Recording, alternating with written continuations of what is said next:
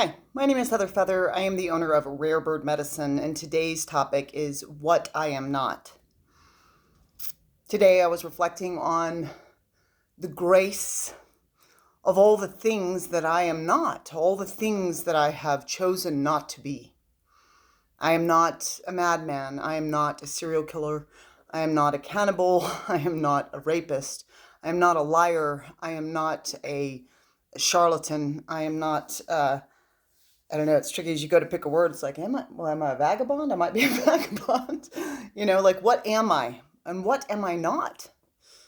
The challenge, many challenges being a two-legged, but a common one that I find is we often reflect, for those of us that are self-evaluating and are committed to our evolution, which is a grace, it's a grace, to be willing to look at the self, to be willing to evaluate the self. We can often then reflect on all the things that we are that mark our evolution and growth work here. For example, one of the things that I am is somebody that's very disconnected to the physical world, to the physical body, to the physical realm, to money, to houses and cars and objects. I'm often out of body, so much so that often when I go into a place where other people are, social situations, I almost don't feel present in the place because I'm somewhere else in space. And I don't have an awareness to be present with the people, even though my intent on a positive level is to be love informed. So I have to constantly remind myself to get back into the physical world and get present with the two-legged instead of just, always floating away with my ally spirits, to be present and to be love informed in this moment of now. Can I say hello? Just the basic things that are common. Can become a challenge to me because one of the growth edges I have, one of the current things I'm asking Heather to do now that I turned 47 on November 23rd, is to, in the coming year, to embrace the body more, to embrace the physical world more, to embrace finances, to embrace physical objects. Because I see many challenges that trickle down for humanity from over-identification with the physical world, for we are spirit. Now, what I can tell you is that there are things that we could judge and call negativistic in my character that are the ways Heather needs to evolve, like this example I'm giving. But there are many things I no longer need to evolve on. I don't need to evolve on honesty or on the truth. I've spent 2,000 lifetimes focused on it. I am very honest, and I understand the pliability of truth in the sense that there are individual truths and universal truths. And the need that I have after all these lifetimes of study to be reverent towards other people's truths, even if they don't agree with me. Your truth doesn't have to agree with my truth. On every topic, we are at variant levels of evolution, and I'm not necessarily right. Neither are you. Right, such a goofy concept. But so there's this idea of what I am not. Have you ever taken time to stew and to consider what you are not? I am not a bully.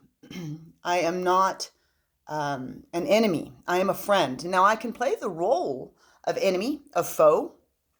I can play the role of someone that's angry because the fact is, people discern what others are based on the filters that they have on their sites and the way they view the world and their value system. So another aspect where I want to talk about what I am not, because what I've found myself doing this year, as somebody who is a romantic and deeply seeks to be with the one and only beloved that I'll close this life with, I've always had a lot of, Libra Venus. I'm very drawn to the idea of relationship, the idea of romance, the idea of harmony and balance and union with another. What I've had to do in the past several years actually is habitually walk away from relationships. I just got to do that again. Yay! Fun! Because the other person, and this has happened twice in this past year, I've had two men come into my life that I've had to be like, actually, I see so many lovable things about you. I could make a long list, so many lovable things about you. But one of the challenges that these souls face is they feel compelled to tell others what they are. And both of these gentlemen came into my life and felt compelled to tell me what I am. You're this, you're this. without any recognition or witnessing that I am an idea that they have conceived of and a box that they have placed me in, and I am a paltry sum of their definition. So it's also important to know what you are not, irrespective of what others speak over you. And if you need me to be a villain, if you need me to be a bad guy, if you need me to be things I am not, then I would recommend we not know each other, because you're not going to get to know me that way. I recommend we not be a part of one another's lives. If you need me to be your idea of what you've decided I am, because each individual has their own ideas. Their ideas that they make about what a man is, what a woman is, what a they is, what the physical world is, what the mental world is, what the emotional, spiritual world is. Everyone has their own ideas of what all these things mean. And sometimes we have repetitive patterns in which we see something again and again and again, and we start to think people are like this, humans are like this, women are like this, whatever. And then we start to put anything that fits that label into that box. And so we stop being present with the entities in front of us. This happened, an example of this, I like to give examples, is I was talking to this perfectly lovable soul that I choose not to be with about the 1%. And we were talking about, the suffering of the poorest, the lowest 20% income, the bottom of the pyramid when it comes to income. And he's very passionate about the egregious crime of causing the majority to live in abject poverty, while those that have the opportunity to cause fairer systems to be present for the whole do not. And so one of the things I was saying is I'm always looking at everything like a multifaceted crystal, as I was saying, well, on a spiritual level, I do believe it is a just universe, and I believe the 1% will meet themselves. I do believe any tyrannical, villainous, evil creature, foremost, is not that. I believe all things are the light of love. Anyone who's taken, and he's actually a person that taught me this, anyone who's taken Madre Ayahuasca for a long time, foundationally can come to the conclusion that everything is energy and that energy is love. So any entity that is operating on a continuous basis outside of love is inclusive of the all, which also includes the self, then they forget what they are. You forget yourself. You forget yourself. And that forgetting, I believe, they will come to meet. They will come again and again and again to meet what they truly are.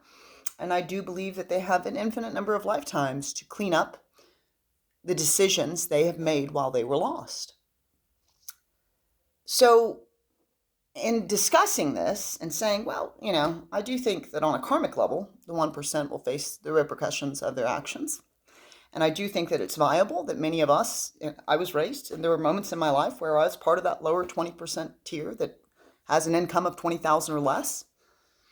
And there are those of us that will face terrible trials and tribulations as an experiencer of that realm, on a physical level, on a needs being made, on Maslow's hierarchy of needs, on the base needs being met, food, shelter, clothing, blah, blah, blah.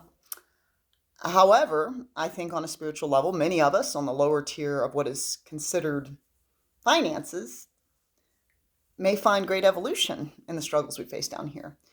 And the response I got is that I'm a billionaire apologist,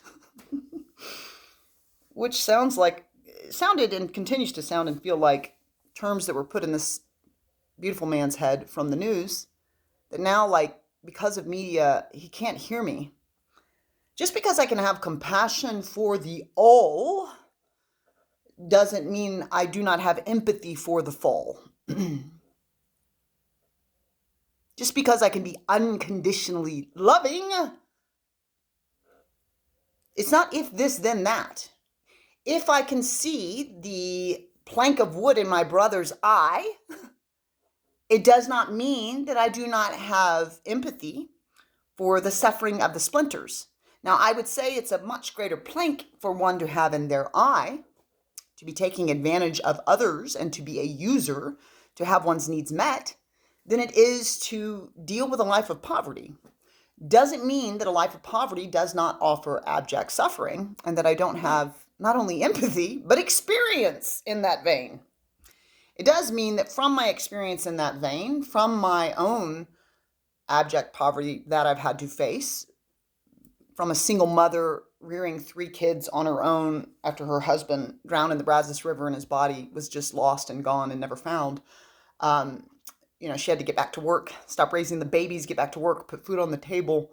And from my own life experiences, being a single woman, trying to get myself where I want to be in a culture that doesn't value women financially, I often have thought on those at the top of the pyramid financially, those that have their needs met. And I often, due to divinity's divine right timing, divine right design, divine right relationships, have met those that come from very wealthy families and have very unhealthy circumstances in their home, whereas mine might have been impoverished, but I was given love, time, and attention, something often missing in a wealthy home. Not always. Nothing is necessarily definitively always in this realm of infinite probability, matching the macro, quantum probability, quantum particles, waves of probability, waves of probability that become quantum particles, or waves of possibility on a macrocosmic level that sometimes become stories that are threads that can occur in the blanket, if you will. I think it is also important to be mindful of what you are and to not let someone else's false story of what they perceive you to be cause you to face any low self-esteem or recrimination. I know what I am, and there's much that I am that I will never know. For I am the light and the spark and the love of divinity. And the magnitude of that, it is highly unlikely I will understand comprehensively while I remain in flesh costume with ego. However, I am the definer and the decider of what I am. I am the decreer. Just because you can't hear me, because your filter has decided that my words mean this means that and therefore goes in that box and that categorization, just because you can't hear me doesn't mean you're right. And doesn't mean that I need to be disgruntled. It's one of the things that's been occurring for me the past several years is to let people walk out of my life with a false perception of who I am. Now that is challenging to my ego because as somebody that spent a lot of her life being a people pleaser, punk rock people pleaser, how does this make sense? But that's really foundationally what I wanted, is to please people as a service-oriented soul. It's been really hard for me, like historically. I've always wanted to clean it up, and I think, oh, let me clean it up in the lifetime where I know what occurred. But the past several years have been about me just letting people walk away with their false idea of what they encountered in their days with me, and to let them have their false perception, because some are so committed to their darkened sight that there's nothing you can do to pull away their frights. So we let them walk away. That's what Heather Feather. When I say we, I mean me and all the things that me, my oversoul, my superconscious mind, my subconscious mind, my conscious mind, my physical body, my mental body, my emotional body, my spiritual body.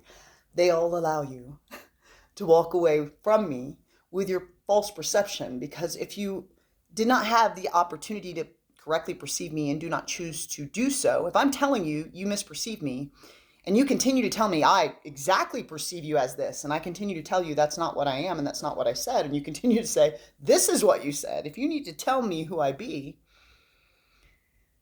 well, that's tricky, isn't it? It's tricky for you to come in. I've got 47 years here, and you're going to tell me what I am? Interesting.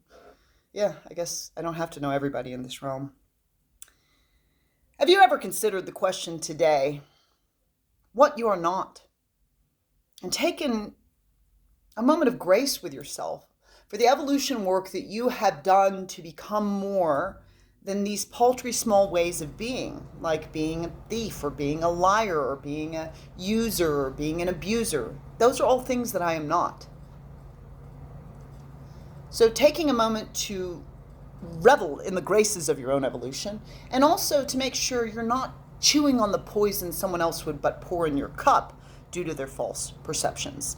You can always subscribe to Rare Bird Medicine on YouTube, like and comment there. Blessed be.